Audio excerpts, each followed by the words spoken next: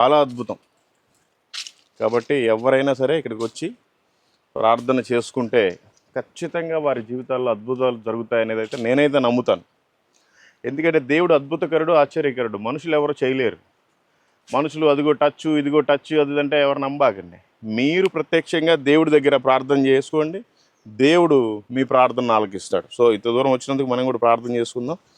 గాఢాంధకారలోయలలో నాకు వెలుగై ఉన్న దేవా, ఎండిన ఎడారి స్థితిలో నాకు జీవమై ఉన్న దేవా, నీ కృపతో నన్ను బ్రతికిస్తున్న దేవా, నీ ప్రేమతో నన్ను పోషిస్తున్న దేవా,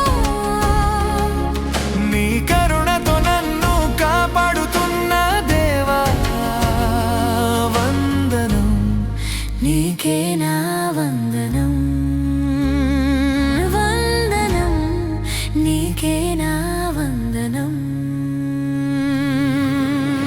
ప్రహర్షంతో నింపు మా పెదవులను, నా మోరని సన్నిధికి చేరనీయుము, దృష్టించి మమ్ము విడిపించు.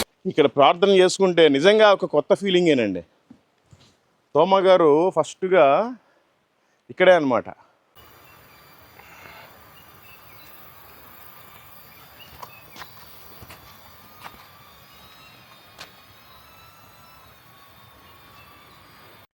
యేసు జన్మించెన్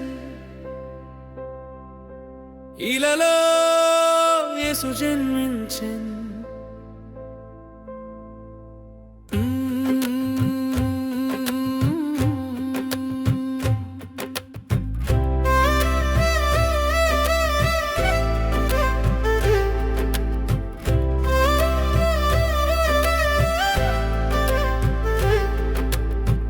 యేసు జన్మించెన్ ఇలలో, యేసు జన్మించెన్ పాపుల కొరకును శుద్ధుల కొరకును యేసు జన్మించెన్. ఈ సంతసమగు వర్తమానము ఎల్ల జనుల వీణుల మ్రోగుగాక విభునకు స్తోత్రము. లోకము కొరకును నాకై నీకై ఆ కాలమునకై ఈ కాలమునకై లోక రక్షకుడగు యేసుడు పుట్టెను ఆ కైసరౌగుస్తూ.